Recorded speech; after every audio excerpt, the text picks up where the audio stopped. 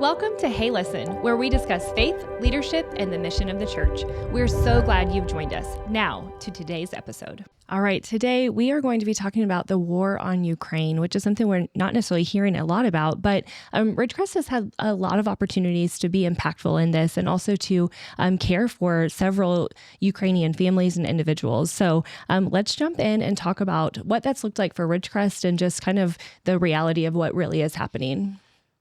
So often we have these big events that happen in the world and in America because we're so far away from those events. We tend to be disconnected from them. I think it was Mark Twain who said that the only way that Americans learn geography is through war. And that's absolutely true. It was a scathing commentary 100 plus years ago, or 100 years ago. It certainly applies today. Our church had some ministry happening in Ukraine long before the war, and so we had direct reasons to be concerned. And I'm not saying that other churches or other organizations wouldn't have been concerned, but when you have friends and you have relationships and connections, right. I had spent a week in Ukraine but a year before this or so, Sure. maybe 2 years. Hits a little bit closer to home. home. Oh, absolutely. When there's faces and people, and so our church had a lot of deep relationships with people in Ukraine. And what people need to remember is that this war is really the biggest war that's happened in a geopolitical sense since World War II.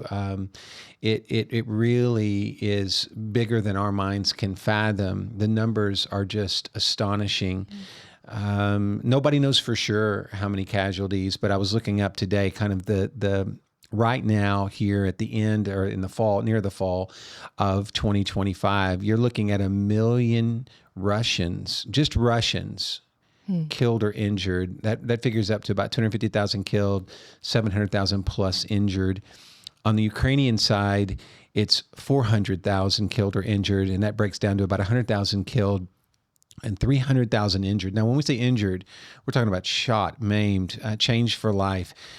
We can tell you from a ministry perspective, I've had the honor of caring for veterans that have come back from the wars in Iraq and Afghanistan in the last 20 years. I've been able to care for some of those people, and it's not just the wounds they bear. Sure. It's in the physical sense. It's in the heart. So when I see a number like 700,000 injured, I know that that's just the tip of the iceberg. Right. You know, the emotional and spiritual brokenness. And these are countries that have had Soviet communism as the political backdrop for generations. So Christianity is there. And when you're in Ukraine, you're kind of touched by the fact that the church is still as strong as it is.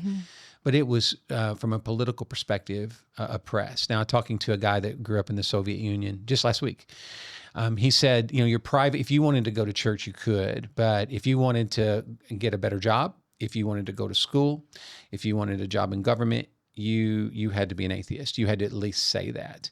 So the Soviets would say, we let people do their own thing. Well, that wasn't quite true. So I say that to say the Russians and Ukrainians, these people who are perishing and being injured, most of them are very disconnected from the gospel. And so when I see numbers like this, it's just, it's heartbreaking. And we really don't know how bad it is because it's hard to get numbers from any war. Sure. But right now, the UN has documented that almost 14,000 civilians have been killed, and that includes 726 children, Kayla. And so when we're looking at these kinds of things, I wanted us to start today by saying, okay, we're not talking about a minor skirmish in some far off place. Right.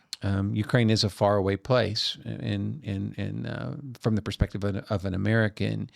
But we're talking about millions of people. And I haven't even talked about the people who've been displaced. We saw when I was in Poland, I looked it up on my phone today. I looked up the first picture I took in Poland when we landed. We were there on March 2nd. Okay. The war started on February 24th. Wow. So Ridgecrest was in Poland caring for refugees literally within 2 weeks of the beginning of the war. We had set up, the Lord had just given me, this is one of those times, Kayla, where I really feel like the Lord gave me a vision in the night.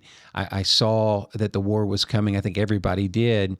But what I saw was a picture, the last time I was in Ukraine, of a road sign. that said Poland, 27 kilometers. Well, I'm an American, so I don't know what a kilometer is. Actually, I do, but I knew that's close. Yeah. Like you're talking 20 miles or less. And so in my mind, the people we were working with at the time, an orphanage, they were that close to Poland. In my mind, I said, we need to get them into Poland, because I knew that the U.S. military had a strong presence in Poland, which I was able to meet a lot of those soldiers when I was in Poland, in Krakow and in the region around Krakow. And I knew that was a safe place, relatively speaking. Sure. So we, as a church, put a plan together to get the most vulnerable people we knew, those orphans in that orphanage, out of harm's way and into Poland. And we were able to do that as a congregation. But that was happening within 2 weeks of the war. And that was really an incredible time to see people jump into action here at Ridgecrest. Yes. You know, pop-up meetings after church or on a Wednesday night, that rooms are full of people just eager to find ways that they can help and serve. But it's quieted down. Yeah. And it's out of sight, out of mind, right? So I don't want to, it's not humble bragging. It's nothing like that. Nothing I did anyway. Ridgecrest raised $250,000 in 2 weeks. Yeah. And we've said that a couple times publicly, but we've not just beat that drum because it sounds self-serving. Right. But yes, it wasn't just that people showed up to meetings to see how they could help and help with refugees, but the church showed up in terms of providing the resources we needed to go and help with the refugee crisis. And most people have forgotten, at the time, it was just a couple million. Within the first month, it was like 1 million people, but there was 5.7 million refugees that left Ukraine. Wow. Okay, within about a year period, most of them going to Europe, but some of them coming to the United States and some coming to Canada. So think about this, 5.7 million people had to leave their homes, leave their country. 3.7 million Ukrainians have had to be displaced internally. So what that means is they're refugees and still within the nation state of Ukraine. Sure. Okay, so they're still in their country, but they've lost their home. And the reason they've lost their home is because 19% of what was Ukraine before February 24, 2022 is now under Russian occupation. Okay? And what that means is everywhere they're at, either those people have been sort of taken over and now they're part of the Russian world or whatever, or they had to move. 19% of Ukraine figures out to 28,183 square miles. Wow. Okay. Wow. Okay. So we're talking major amount of land grab here. And Putin, why is he doing this? And again, we're not here to do politics, but let's just talk about world politics, okay? Sure. So when the Soviet Empire collapsed about a generation ago, Putin was just a KGB agent. He was like a spy. And he saw what happened in Eastern Western Europe, and he has said that the collapse of the Soviet Union was the greatest geopolitical disaster in the past century. And there were 15, I think this is right. I think I'm right. There were 15 Soviet satellite states that Stalin had sort of taken over after World War II. So really, it's a sad story about how our government, we fought World War II, we defeated Hitler, and then we set Stalin up to just ravage Eastern Europe. And he did. Well, Putin is saying, no, that was a good thing. You know, those satellite states were ours. Ukraine was ours. Well, why does he want Ukraine? What's the big deal? And I've been there. Ukraine is kind of like it's not a third world country, and my Ukrainian friends are probably going to be mad at me. But when I first flew into Lviv, I mean, it really did look like I was going back in time. I could look down, and instead of seeing tractors in the field, I saw horses and carts. Okay. I mean, literally, okay? And so what does Putin care? Well, he cares because it's the breadbasket of Europe. So think if you've ever driven through Nebraska or Illinois, central Illinois, and seen the dark soil and all the crops, that's what Ukraine looks like. Okay. It is filled with, it's the breadbasket of Europe. Also, it's rich in minerals. So some of the key minerals that drive economies today are in the soil there of Ukraine. I mean, Putin just wants it, but it's not about culture. It's about money and power and influence. And so all of these things have been happening in since 2022. Here we are, 3+ years removed, millions of lives ruined. It's the second battle, by the way, second war. They did this in 2014. Most people don't even know that. The Crimea was taken over in 2014. Some bad stuff going on in the world. But we wanted to take a moment and talk about, the bigger picture, just to remind people what we're talking about here. And today we can, I promise you, if you have like CNN, or if you have Apple News, there's an article every day about drone attacks and things of that nature. But I don't know that anybody, for the most part, other than the people who are paid to pay attention to these things, really pay attention to these things. And Kayla, you care for a lot of little kids here at Ridgecrest that speak Ukrainian and English, right? Yes. Our church has a lot of Ukrainians in it because of all that's happened. We thank God for the opportunities we've had to minister to some refugees. But I thought it would be good for us to just, today talk about this situation, to bring some awareness back, at least here at Ridgecrest, or whoever watches this podcast. And then to just say, okay, when we're faced with a major event like this, what does the church do? Right. And we pray, right? Obviously. But at some point churches like Ridgecrest need to ask the question, is there something more we are called to do? And I'm thankful that we have a strong missions team. And so we had the superstructure, the foundational elements. We had connections. By the way, we're a Southern Baptist church. The International Mission Board, one of the reasons why we were so successful when we did go over and we were doing some work with refugees, we had rented out, it was 3 or 4 huge apartments in downtown Krakow. And we were able to help hundreds of refugees have a place to stay as they went through. But we were able to do that and find the right places because the International Mission Board missionaries in Poland, as soon as we knew we were taking a team over, we began to connect with our IMB personnel in Eastern Europe. And because we're Southern Baptists, we were able to not only tap into their expertise and cultural understandings, but we were also able to tap into some relief funds. So we had hundreds of thousands of dollars that we were able to spend, and we were to rent those apartments was a big expense. It was huge. And we had done that to help our orphans, but it turned out our orphans, we found another place for them that was a more healthy environment other than downtown Krakow, which is downtown Krakow, by the way, is a medieval city. It's beautiful. So we had these little girls who were orphan girls, and they would walk out their front door, and up right in front of them was one of the most beautiful castles in Eastern Europe. So I just felt like they got to think of themselves as little princesses because they walked out and there was this beautiful castle. So if you ever are in Poland, go to Krakow. It's absolutely beautiful. Warsaw was destroyed in World War II. Krakow, Hitler left alone. Oh, interesting. And right across the street from where we were was the place where the Schindler's List movie, if you remember the movie, Schindler, his home was right across the street. Oh, wow. So there was all of these incredible, like crazy connections. So when we went over there, what we ended up doing was we were able to get these kids into a hotel for a couple nights, and then we were able to get them into the apartments.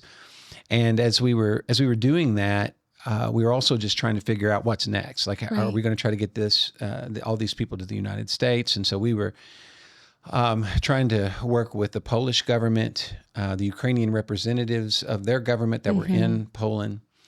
And I remember one day, one of our Ukrainian friends who had all the connections was talking to a government official. We were blessed and had some favor, and he was able to actually meet with somebody who could do some things. Well, myself and a couple of the team members from Ridgecrest, there was a mall. It's one of the biggest malls. If you've ever been to like a Galleria in the United States, it kind of looked like that. It was very nice, a high-end mall there in Poland. And so I was just walking around, and I was just chilling out. We were just waiting for the decision to be made. And I noticed that there was a lot of traffic going through one door, so I didn't know what it was. So I walked through it. Well, the main central hub of the train station in Krakow is connected to that mall. Oh, wow. So I took 2 steps and went from a high-end American-type mall into World War II, because what I saw was a mass of humanity, people sleeping on the sides against the walls. When I went into the bathroom, people were taking baths in sinks. Everything that people had in their lives that they were able to bring from Ukraine, they had it all stacked around them, and it was a refugee center is what it was. And these were all people trying to get to different places in Europe. And so I walk out of a mall, which it just were people shopping and life was normal, buying ice cream, going to the Nike store. There was a Nike store. And then I take 2 steps, and if you took it in black and white, if you took a picture of the train station and just put it in black and white, it could just as easily been 1941, 1942. Wow. It was a crazy experience. But because of Ridgecrest's desire to do missions, we were there. And so I wanted to take some time here today. We at Ridgecrest in our worship services, Kayla, we don't have time always to talk about the things that God has done.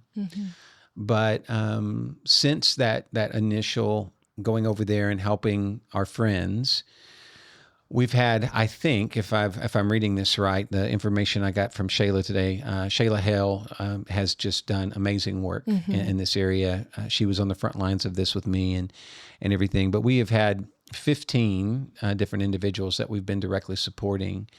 And the United States government did have a plan for bringing over refugees. It was called the U4U program with the U.S.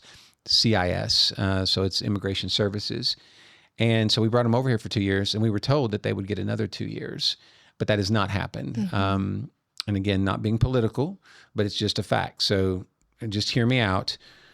Trump was very clear when he came in that he was going to close down the borders on the south, and everybody kind of knew that was coming. But what they didn't know he would do also is that he would close really the refugee flow from Ukraine. And we really didn't see that coming. Right. And so when we tried to, and we spent a lot of money, Shayla, a lot of time. I had to make a trip myself to St. Louis to go get paperwork done for one family. A lot of time, a lot of money, and the government has been setting on those applications. And so we have people here that are kind of in limbo right now. So we brought them over, and money isn't everything, but in the last 3 years, Ridgecrest has provided about $190,000 worth of support. And I looked it up today. I checked with Shayla. This has been providing transportation, housing. We've bought vehicles for people when they need them, insurance, household goods, food, clothing, education, medical care, and professional counseling. And these individuals are also here working. That's right. It's not that this is just being given to them. They have come, and they are hard workers that are providing for their families. Thank you for sharing that. Like $190,000 sounds like a lot of money, but for 15 people, right? And also keep in mind, yes, while they're here, they've been able to get driver's license. So when you're a refugee under this program, you can get some medical help, you can get a driver's license, you can get a job, and these people have worked hard and supported themselves.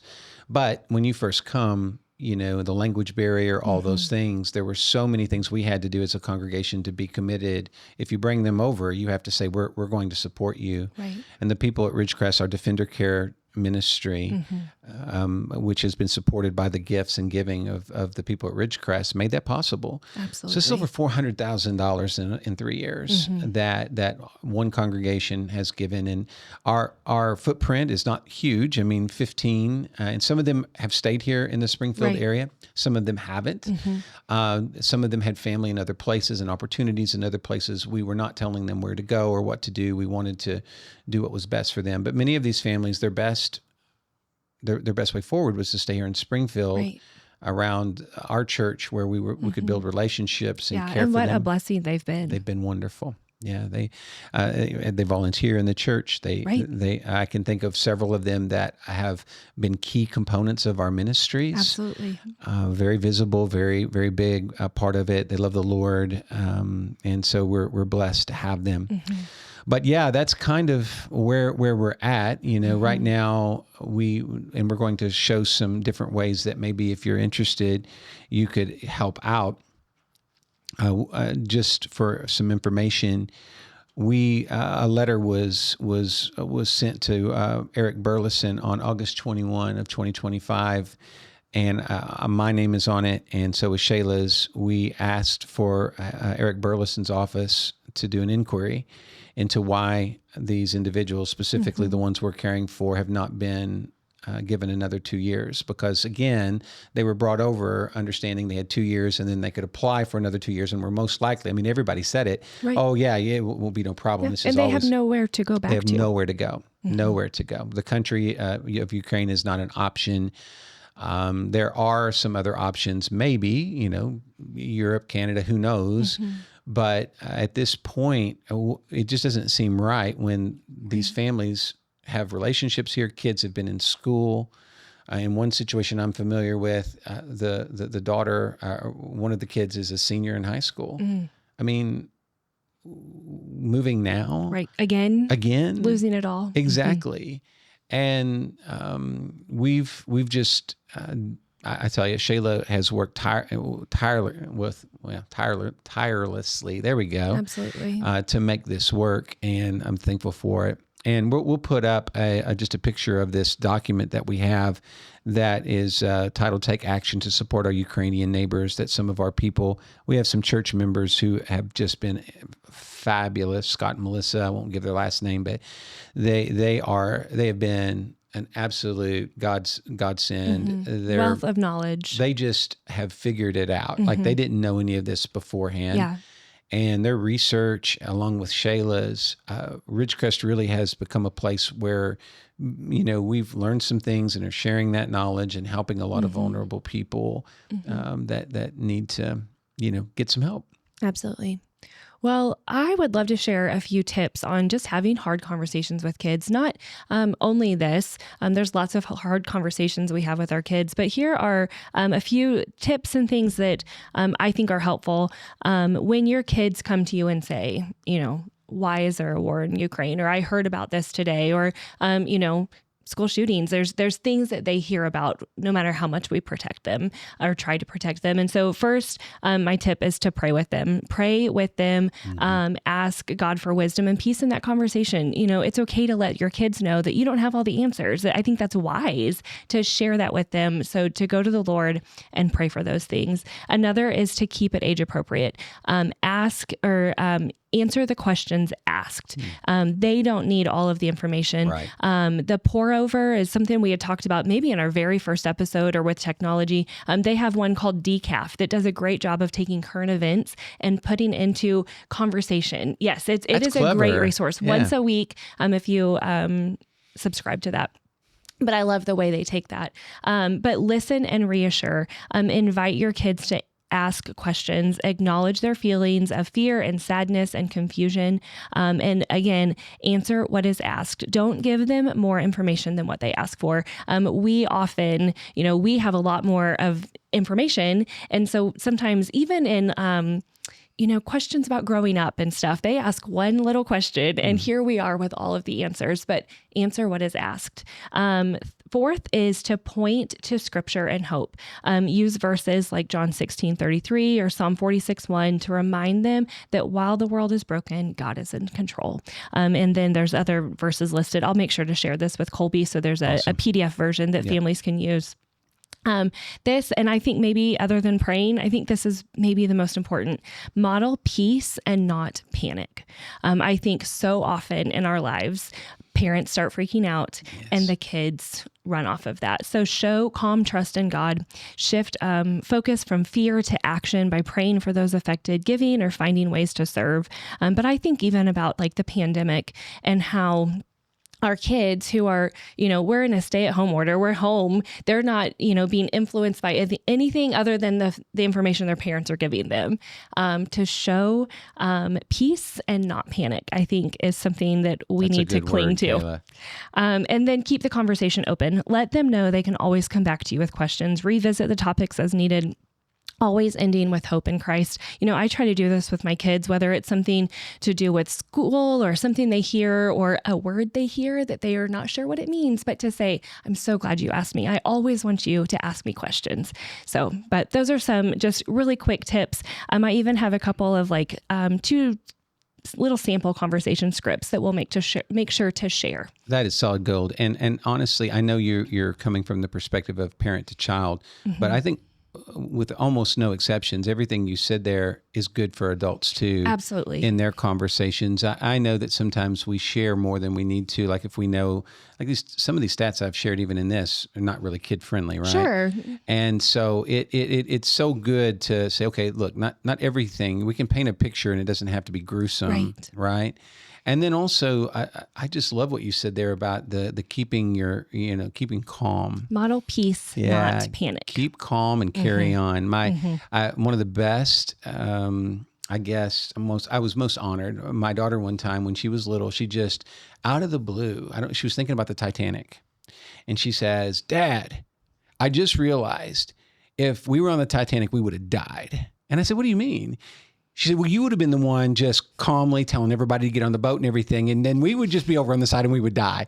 Now, I that made me feel bad because she didn't think I'd care for her. But the point was that like she has seen me under pressure a lot, and someone has to take control. Someone has to keep their head, and that's what leaders do. That's what parents have to do. And we've seen some situations that are just the things that happen in ministry, and we watch people assuming the worst and getting worked up about things, and we understand that. But keep in mind, not just the people around you, but the little people that you're caring for. When they see you pushing the panic button over everything, they are going to be anxiety-ridden more and more as they get older. And they start looking for those things then. Even if you're picking apart things in your school or church or whatever it is, they start looking for those things as well. Critical spirit. So we want to just keep that in mind. But that's wonderful, wonderful, wonderful truth. And I hope you will get that on, I'll get it to on the link so that we can have that. But I just want to say this, if you're able to contact Eric Burleson's office, ask them about the status of the inquiry that Ridgecrest Baptist Church has filed.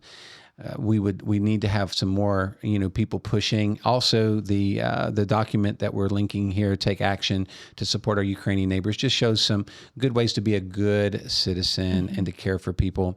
And ultimately, as we've said multiple times, let's pray for the nation of Ukraine. Let's pray for all the families who have been displaced, and quite frankly, all the people who have been injured, both bodily and soul. Absolutely. I know that churches and ministries are going to have to spend decades cleaning up the mess of war here, and it has nothing to do with debris in the streets or scars in the flesh.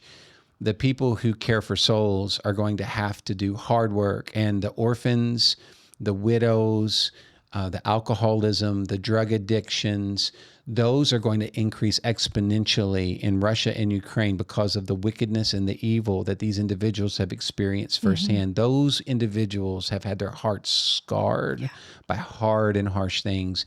And so the church, we're grieved that this has happened in the world, but we also know that we can't sit around and cry about it. It's time to get to work, and we need to not just think about what we have done. I mentioned what we've done as a church, but we need to make sure that we're ready for the next steps, and that's helping two nations come back together, and most importantly, to help a people find Jesus. Absolutely. So there's lots of resources now, and we'll make sure to share all of those in the show notes. Thank you again for joining us today. We'll see you next time on Hey Listen.